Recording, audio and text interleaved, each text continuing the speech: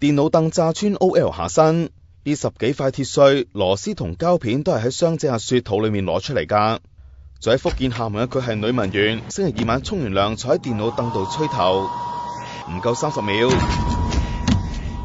連百幾米外嘅村民都聽到，仲以為爆煤氣。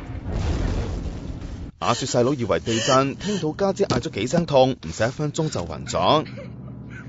張凳炸到爛晒，中間穿咗個窿，金屬條仲爭啲插咗入阿雪嘅 pat pat。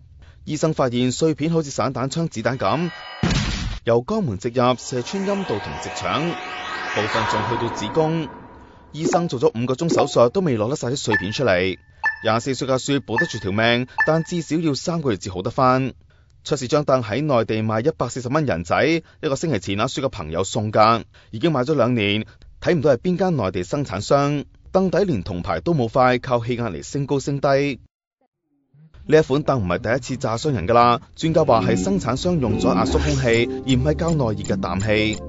當張凳上上落落，會令氣壓臂內升溫。